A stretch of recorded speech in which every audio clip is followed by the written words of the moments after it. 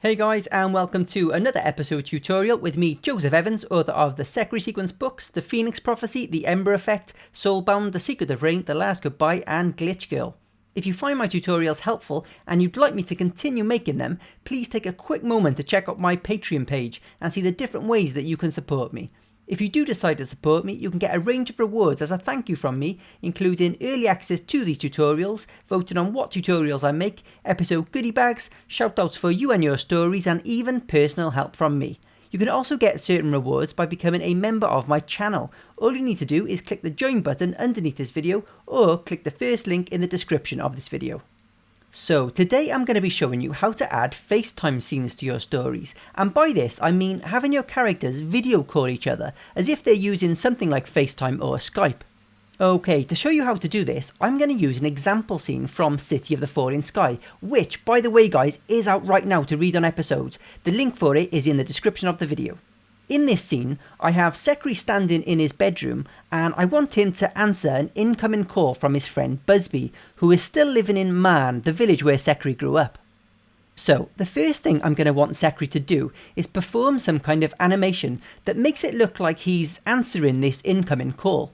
I think the best way to do this is to start with read phone neutral loop, which makes it look like he's checking who's calling. So, at Secretary starts read phone neutral loop, and then I'm going to pause for 1 second, and then I'll have him perform the text phone neutral loop animation.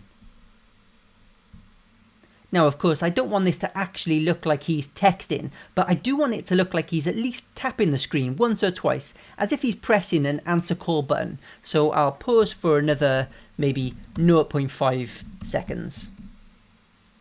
And then I want him to hold up his phone and say hello to whoever is calling. There's a perfect animation for this called Film Phone Happy Loop, which is designed to make it look like someone is vlogging on their phone, but it can also look just as easily like someone is FaceTiming. So I'll have Secretary say buzz as if he's pleasantly surprised by the call, and I'll pop the animation in here. So once again it's Film Phone Happy Loop. And here's where I want the camera to cut to the phone itself so we can see Busby on the other end of the line. The way I'm going to do this is I'm going to set up a regular scene with Busby standing screen center, and then I'm going to place a phone overlay over the top of him.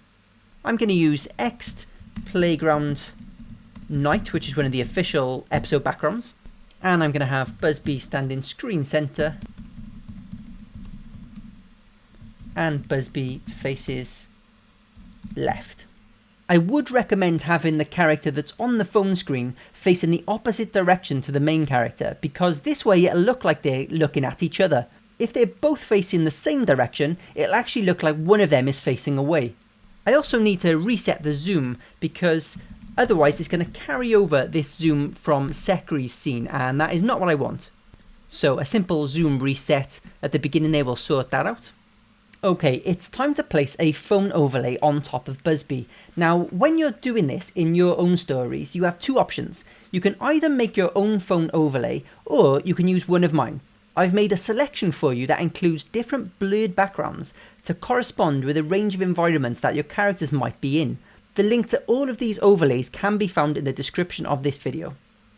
If you're making your own overlay, you could include a hand holding the phone, but I would not recommend this because most stories nowadays include the ability to customize the appearance of the main character, including their skin tone, and unless you want to create an overlay for every single skin tone for both male and female hands, on top of doing some pretty advanced coding, then I'd heavily suggest forgetting about the hand altogether. Now, because Secretary is in a roughly blue bedroom at night, I'm going to use the night one, and to get it in there, all I have to do is write the word with next to my scene, and then my overlay name, which I've named Phone Night.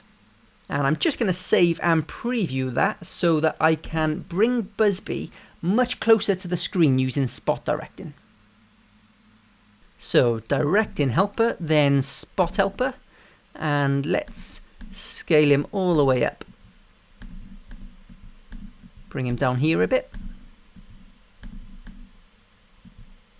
Scale him up even more. Yeah, I think that's about right. So all I've got to do then is copy those coordinates and replace this line here, which puts him at screen center, and replace it with my spot directing. Another thing is, I'm finding zone 1 of this playground background to be a bit dark for my liking, so I'm going to cut to zone 2, but watch what happens when I do. So cut to zone 2. If I save and preview again, as you can see, the phone vanishes completely, and the reason is that it's still sitting in zone 1 by default. To bring this phone overlay back over Busby in zone 2, all I need to do is write the words in zone 2 after the overlay name. And that should fix our problem. Let's save and preview again. There we go, all fixed. Okay, so let's have Busby say, hey sec, and I'll just use the torque neutral animation for that one. And now what I want to do is cut back to Secretary at this point. But my scene has changed, so I need to reset up Secretary standing in his bedroom. Each time we switch from character to character, I'm going to need to reset up their respective scenes. So I'm going to go back up to the beginning and just copy and paste this stuff. And I'll have Secretary say, any updates? Meaning, are there any updates on the evacuation that's happening in Man?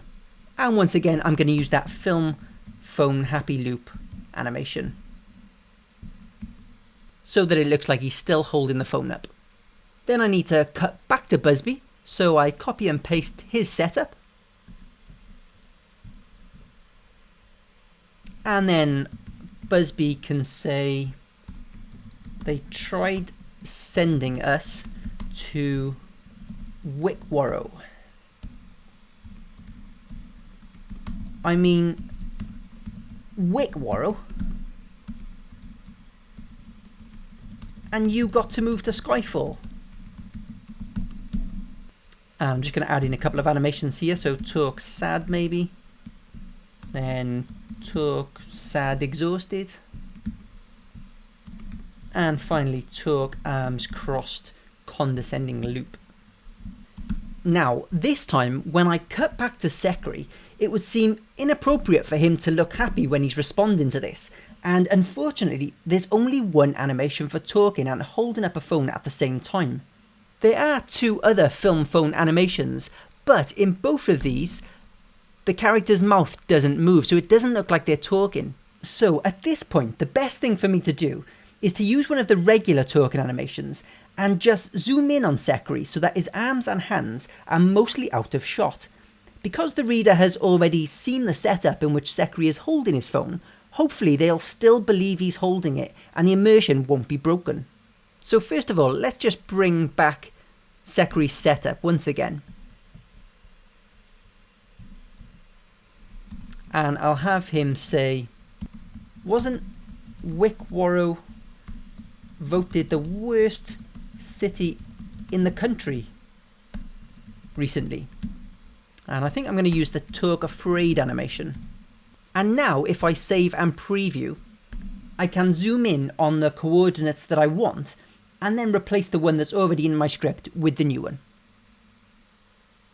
So directing helper, zoom helper, switch tool zoom, and then let's go all the way in really close on Secretary's face, about there I would say. Copy and paste the spot directing and replace this zoom with my new zoom. Okay, next thing, I'm going to cut back to Busby. Copy and paste his setup. And I'll have him say, for the 5th year in a row. And of course, in the proper story, this conversation lasts a lot longer than this. But for the purpose of this tutorial, I'm going to cut it short and have Busby say here, anyway, I just wanted to say, hey, I'll let you go. Just add in some animations, so maybe talk sad once again. maybe a talk, shrug, concerned, and then just a talk neutral to finish it off. And then I want to cut back to Secretary, but this time I'm going to use the original setup where we can see his arms. So this one right from the beginning. And I'll just have Secretary say, "Catch you later, Buzz," using the film phone happy loop animation once again. Now, to end the call, all I have to do is copy and paste a snippet from the beginning where I had Secretary doing this texting animation, along with the pause, which should make it look like he's pressing end call or something like that. And then I'll just take it back to Secretary being idle. So at Secretary starts idle. Okay, the only other thing I might want to do now is add in some sound effects. How about I have a phone ring sound effect at the beginning, and then maybe a beep to signify that he's answering the call. So phone beep. And maybe just the same beep when he ends the call as well. So sound phone beep. And let's have a look at the finished thing to see if this all works correctly.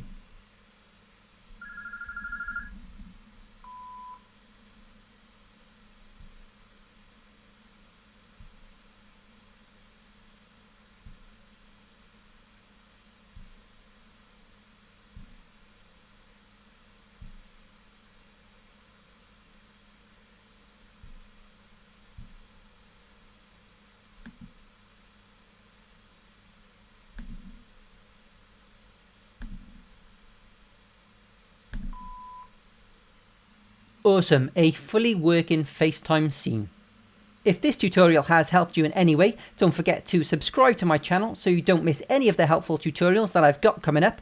And if you'd like to support me and get some exciting rewards like early access to these tutorials and personal help from me, head over to my Patreon page, patreon.com/author Joseph Evans, or click the join button underneath this video.